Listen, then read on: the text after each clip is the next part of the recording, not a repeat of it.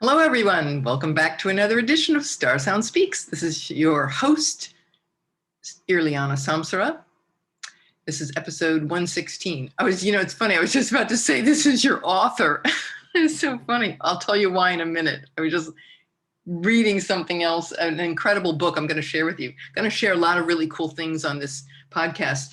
Really more, a little deeper, some magical, a magical conjunction and some really important, go a little more into depth about the some big oppositions this month with Jupiter and Saturn. And we're going to talk about what that looks like and, how we can navigate that. Plus Venus being in the sign of Virgo for the last week or so, and it's going to be there till like August 16th. So, it's a challenging place for Venus, but I'm going to give you some remedies on how to navigate that and things that might inspire you. So I hope you enjoy this episode.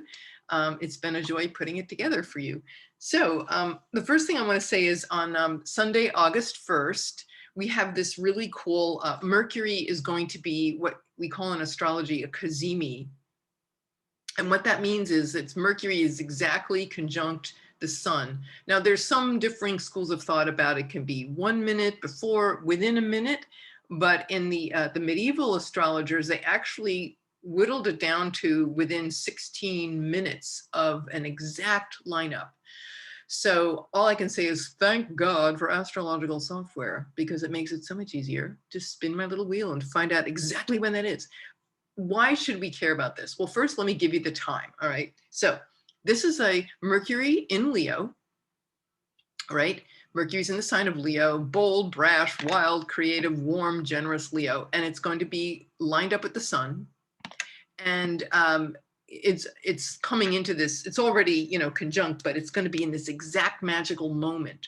And that is going to be Eastern Standard Time. It'll be a 9:50 in the morning and 4 seconds, 9 minutes, the ninth hour, 9 minutes. Can I speak? I don't know. Blame it on Kazemi. At 9:50 a.m. and 4 minutes, 4 seconds, 9 hour, 50 minutes, 4 seconds. So 9:50 and 4 seconds to be, because, it's Mercury in Leo. We have to be very exact about our light. And so that's going to be 9 degrees of Leo, 31 minutes. So at the hour of, in the Eastern Standard Time, 9 minutes, I'm sorry. Should I start this all over? Yeah, I'm sorry. 9:50 a.m. Okay, we'll just call it 9:50 a.m. But it's a 4.5 minute window. So you got to grab this, right? You can't oversleep. 9:50 a.m.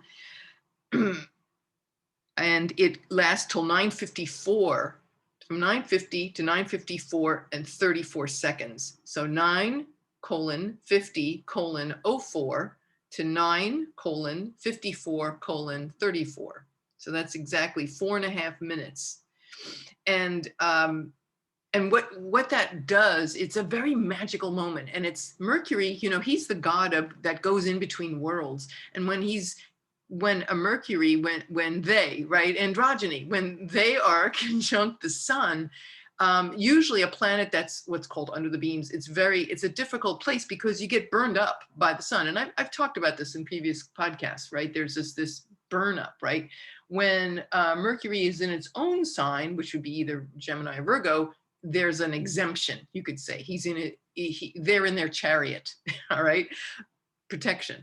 But there's this, and regardless of the sign, there is this moment within, if you really want to get precise, within 16 minutes, and that's a 4.5 minute window, which is like totally magical. So it's like as if Mercury were in the throne room of the king, and the king, he has the king's ear, and the king like whispers something in his ear. It's like that. It's like really, really, really profound. And it's, when you think about the sun in Leo rules royalty and leaders and, the people at the top, right?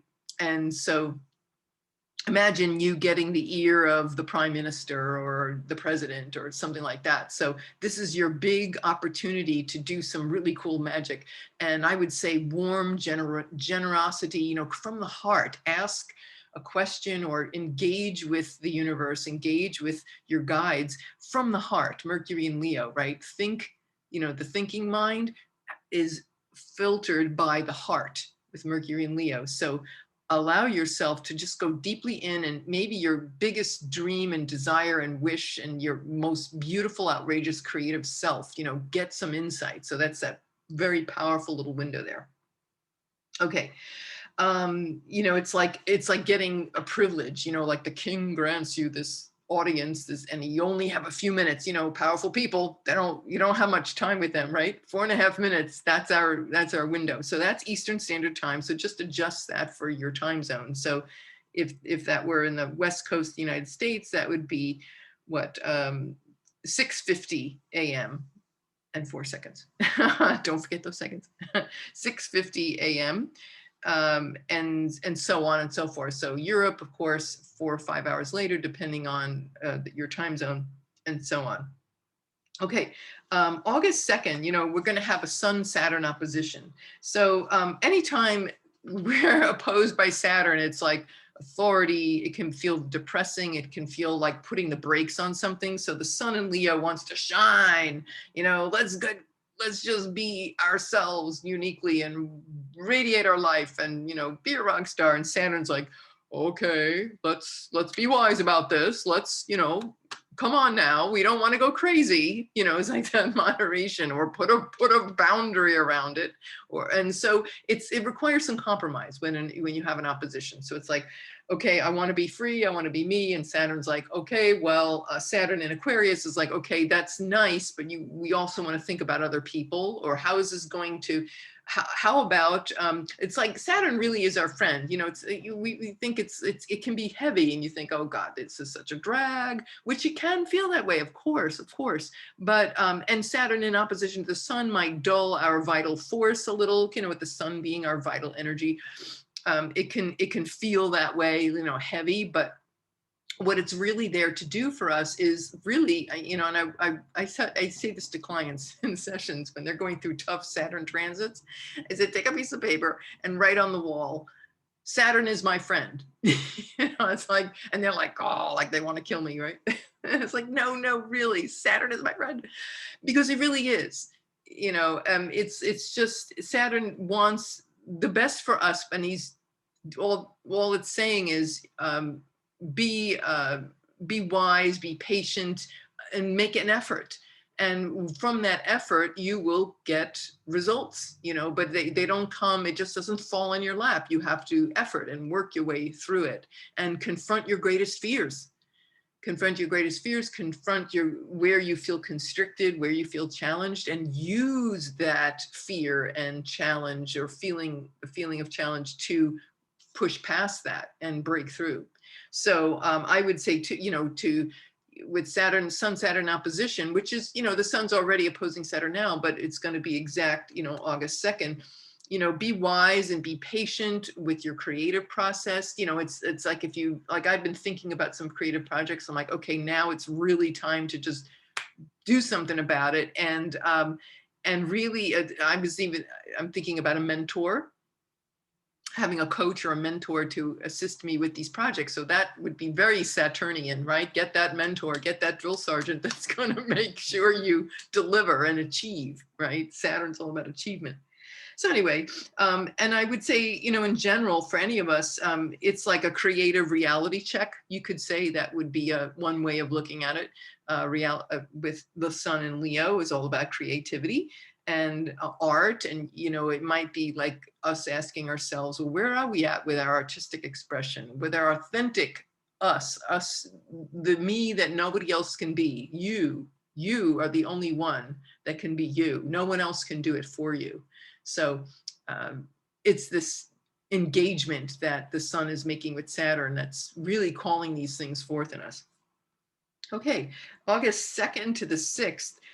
So the Sun first opposes Saturn, so there's a little bit of like an initiation, little reality check, and then it's going to exactly square Uranus. Uranus is getting ready to station retrograde right around the 20th of August. So it's already at that 14-degree point, which has been there for several weeks now. And it's, yes, we've been seeing earth changes, volcanic eruptions, Taurus, Uranus is in Taurus, Taurus is an earth sign. So sudden changes to the earth. Now with that square with the sun, we could be seeing more of that. I know we've seen a hell of a lot already. When you think about with the earth, I'm thinking of the forest fires out west and such. But the sun squaring Uranus can bring a breakthrough. It can bring a sudden, whoa, realization, enlightenment, like a light bulb goes off, and it brings you this kind of liberating window of, and what that's going to be is about, again, ourselves, our hearts, our beauty, our divinity, our shining light.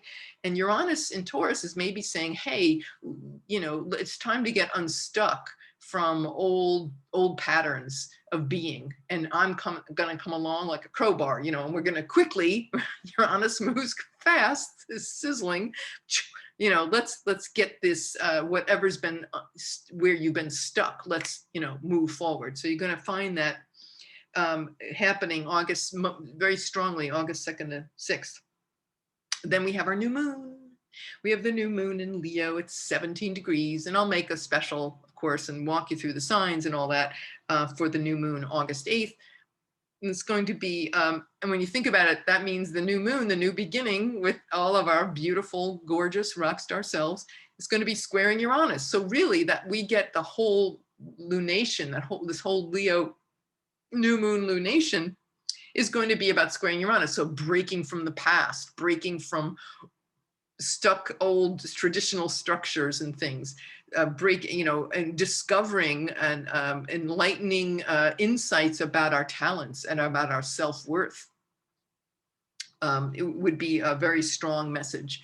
And we are greater than we realize, and just to be in the joy of creating with one's heart fully open, that would be this is a very juicy time for that.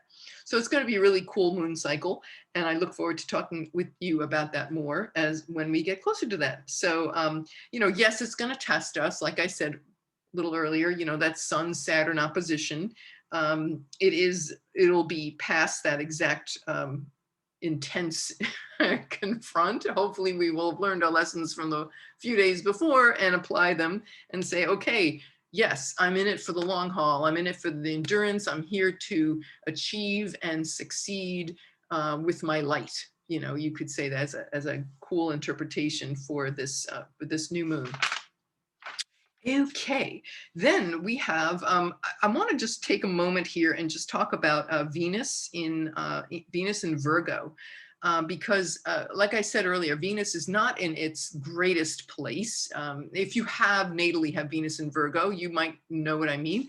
I'm not denigrating any sign. It's just that certain people do better in certain environments. Well, Venus does its best in Libra and Taurus. That's where she shines. That's the goddess's temple, right? But in Venus and Virgo, Venus is in the she's in the temple of Mercury, which is like logical thinking and speediness and all this. And Venus is like, darling, have a drink, put your feet up, put some jewelry on. No, I have to think and analyze. It's like, okay, maybe the way what we need to do, a good use of Venus and Virgo is to fall in love with your mind. I would say fall in love with your imperfections, right? The problem with Venus and Virgo, the shadow can be that we can be very overly picky in relationships with others, in relationships with ourselves, right? Being too hard on oneself, being too analytical, being too anxiety ridden and mental. And so we want to check that. We're going to just notice it and be aware of it and be kind. And it's funny, just before I came on here, I was on the internet and there was this little public service announcement ad came up on the screen, and it said, hi there, how are you doing? And I'm thinking, oh, it's talking to me, but then it kept moving. It was one of these scrolling, information kept popping up. And then it said, ask a friend today, reach out to a friend and see how they're doing. And it was a PSA from the ad council for mental health. And I thought, wow, isn't that perfect? Because it said, reach out to a friend about their mental health today. Like that was the message. And so no surprise, right? Virgo is about health, right? And Venus reaching out to a friend, reaching and connecting. Venus always wants to connect. So it's so beautiful that that came out. And of course, we see that in the collective with Simone Biles. God bless her, you know, is stepping down and pulling out of the Olympics. And I would think, I think it's maybe her last Olympics. I mean, I don't know. I haven't really read a whole lot about that, but given that she's done so much, and who knows if she'll ever come back. But and at first my feeling was, oh, that poor kid, you know, she must feel awful. Like, you know, everything was riding on her. But then the pressure, the mental anxiety of having to perform.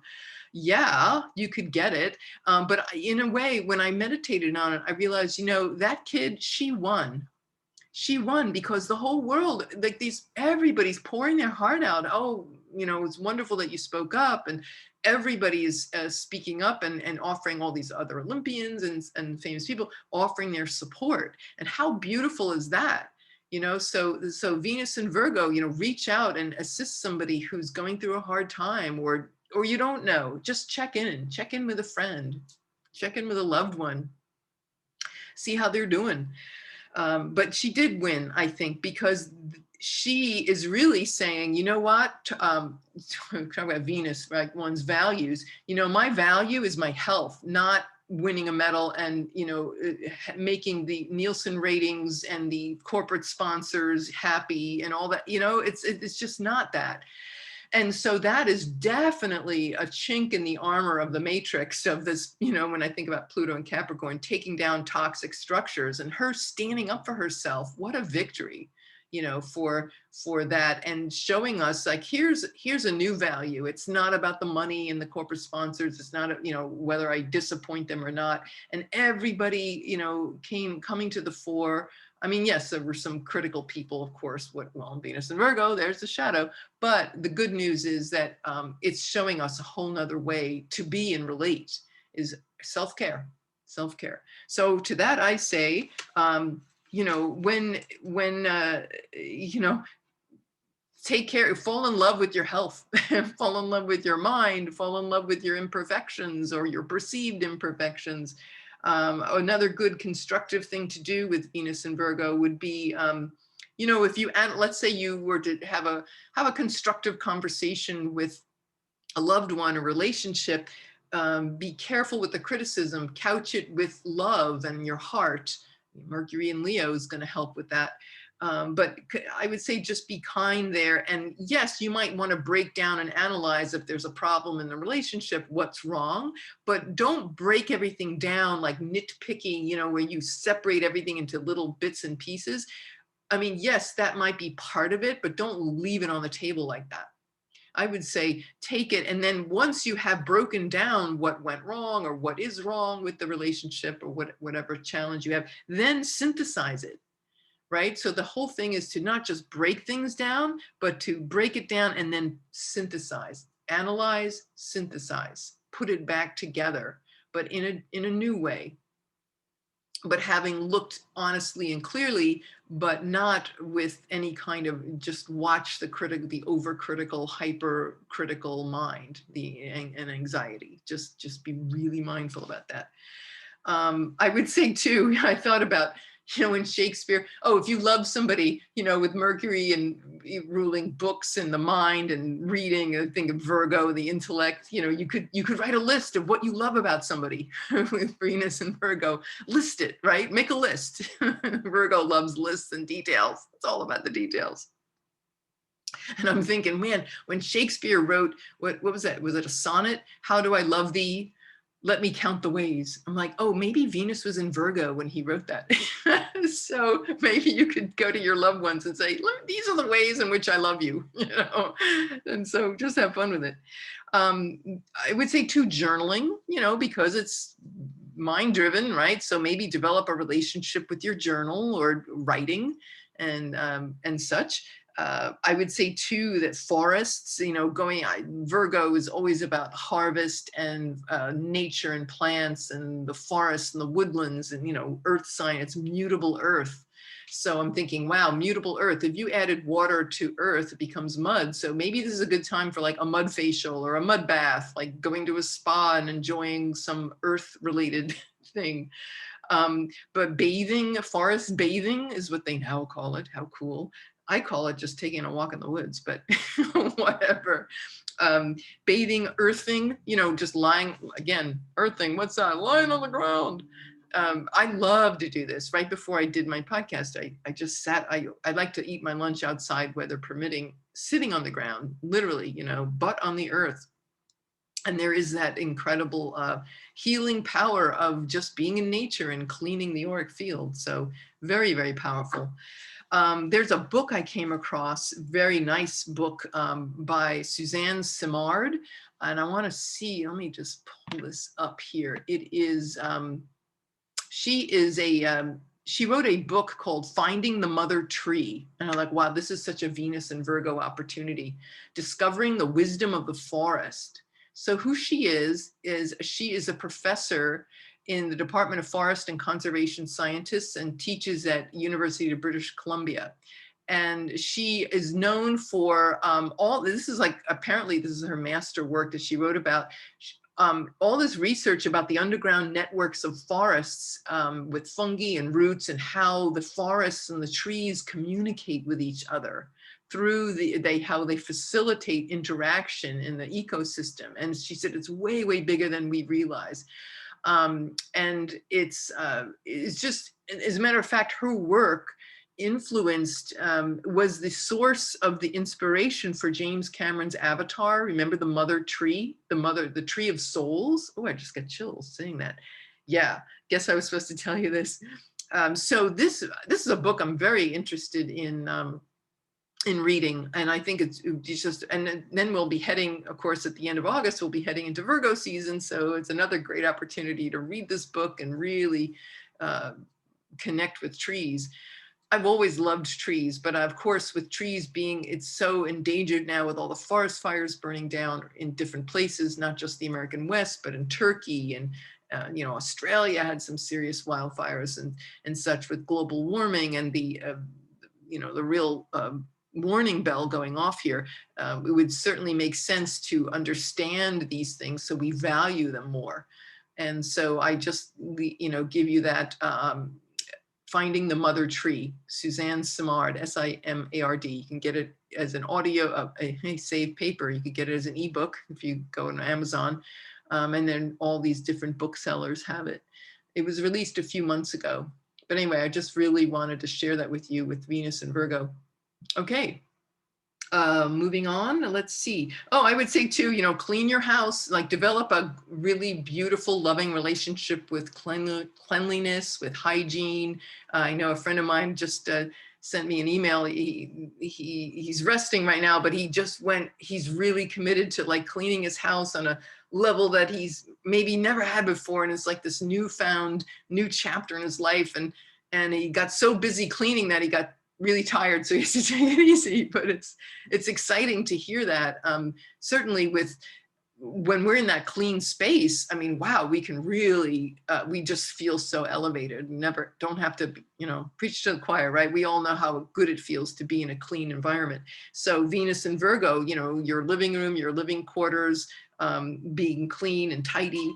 I would say too, any kind of, you know, maybe like breaking down all the junk in the house or just breaking down your attitudes and ideas about your living space and just coming from a new place. This is a really good opportunity. So it's not so bad that Venus is in her fall in Virgo, right? The whole point is we use what we have. You got lemons, you make lemonade, right?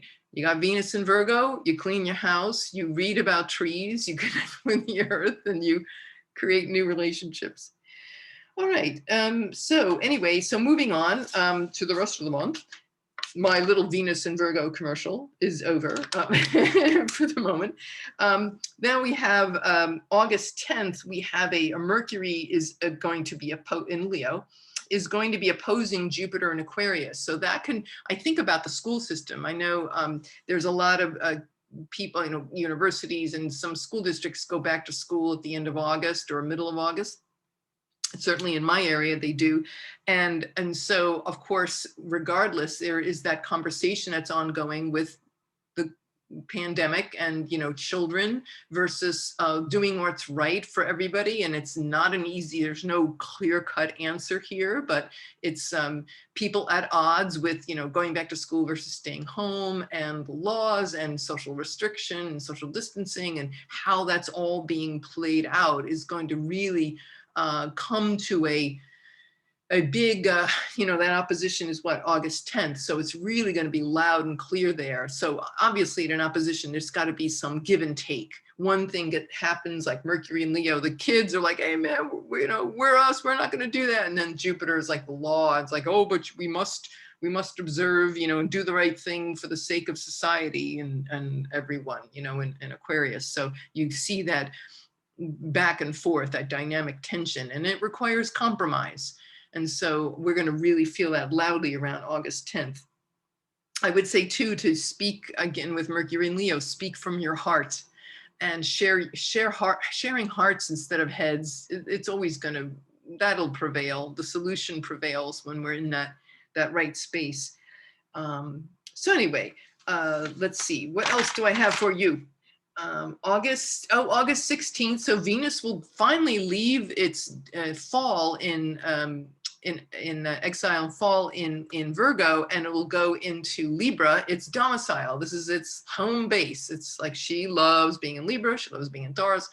So this is going to be, she's in her own temple. And so it's about a 6-week transit, right? So the middle of August to about the end of September, Venus will be in the sign of her own domicile.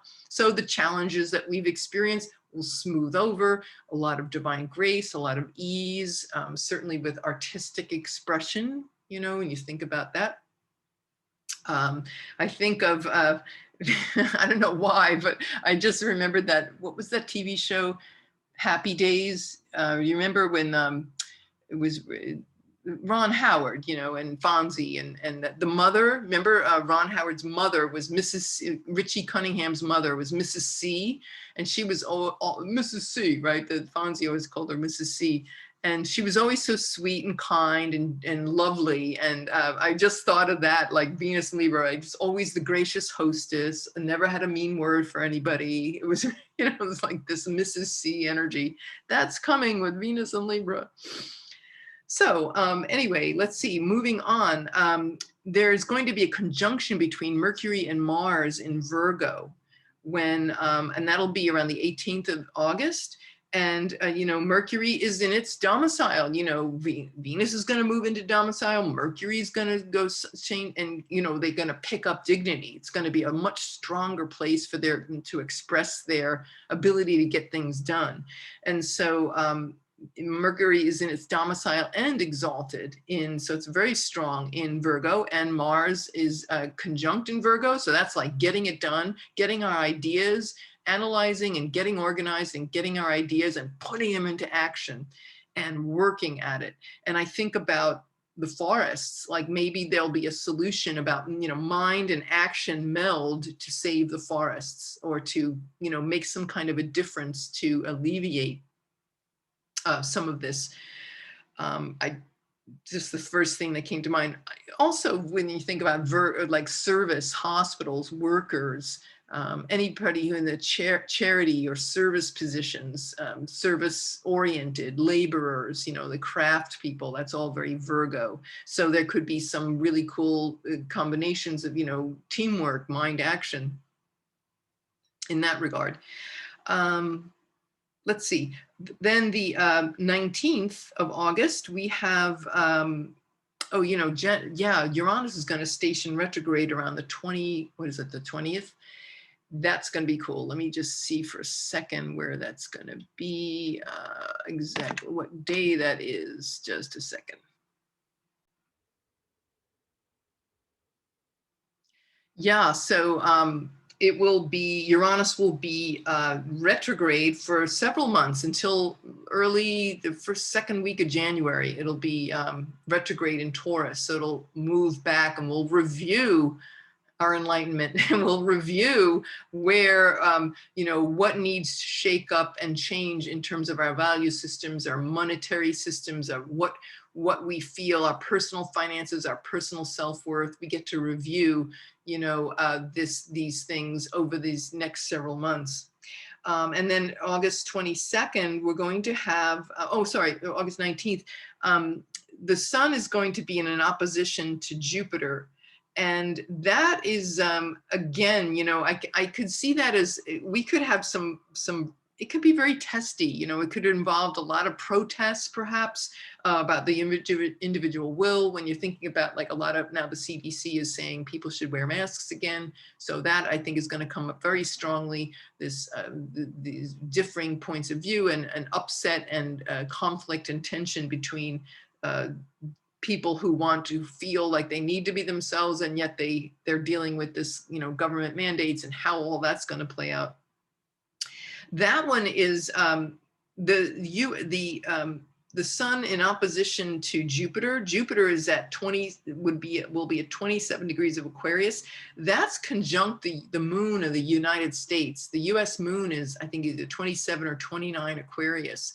So an expansion. So we could really be hearing from the, Americans at large about these rules and laws, and also for travel, right? Jupiter, long distance travel. So restrictions versus where there should be freedom and where there should be restriction. It's that conflict that's being worked out. I also think about the rent moratorium. I know I'd mentioned this in previous podcasts, but my heart goes out to these people. There could be, challenges with authority figures. Apparently, I think they were trying to get it to, because the Congress, going on vacation for the rest of the summer.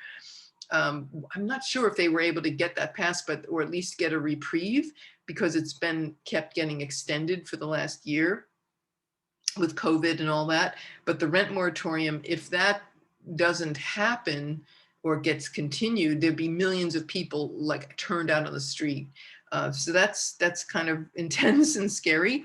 Although a few days later, we have the full moon, and that hopefully we'll get a really good resolution about that, because the full moon is going to be in Aquarius, 29 degrees, the final degree of Aquarius. Aquarius is the collective, it's humanitarian efforts and a visionary society, progressive values. Conjunct Jupiter, that's a lot of hope and optimism, Jupiter being a benefic.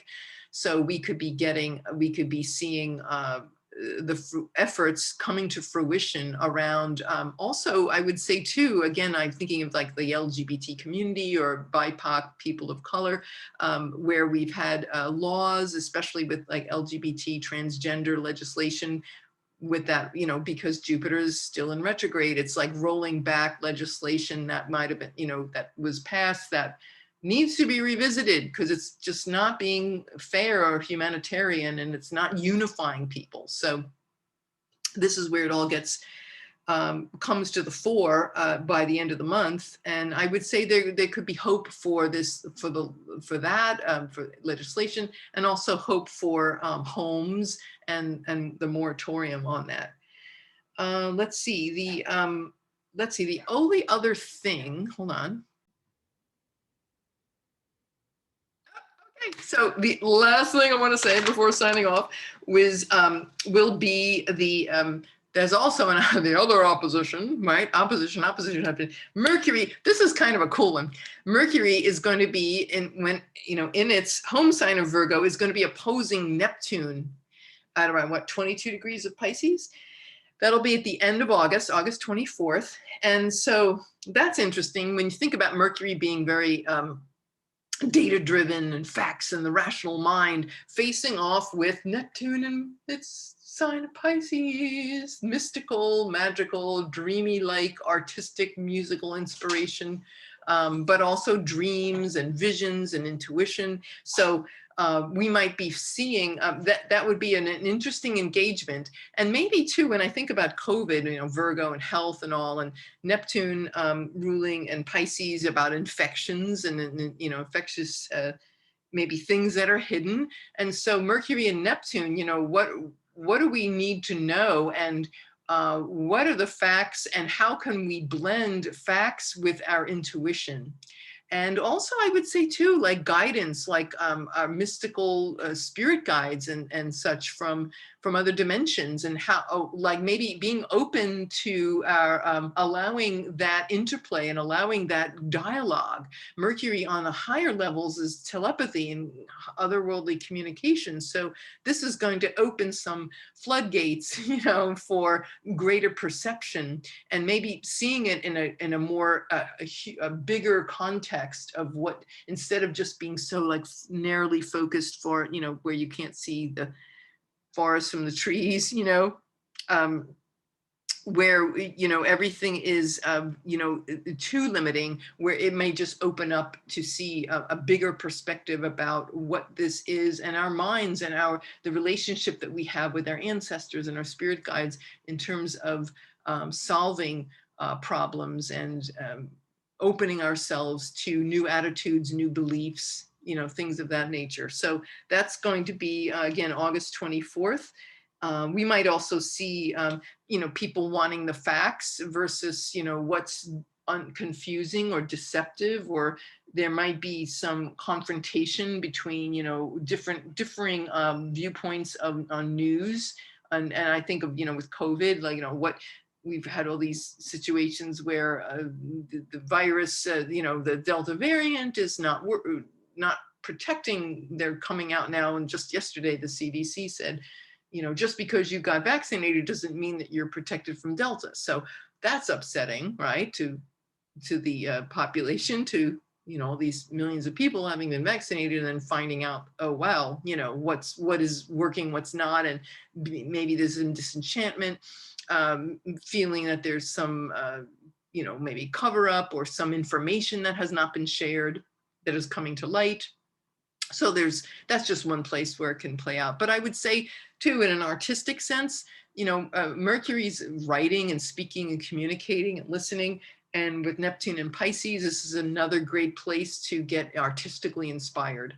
So with music and pure love and just letting all of that good, juicy Pisces and Neptune energy in, you know, in that opposition is going to say, hey, let's integrate both the busy world with this beautiful, pure, mystical world. And let's see what happens when we engage them and blend them and integrate, rather than feeling like I'm only in my head or I'm only out in the cosmos. It's like, how about bringing the cosmos into our workaday, everyday world and thinking patterns, and what would happen if we did that?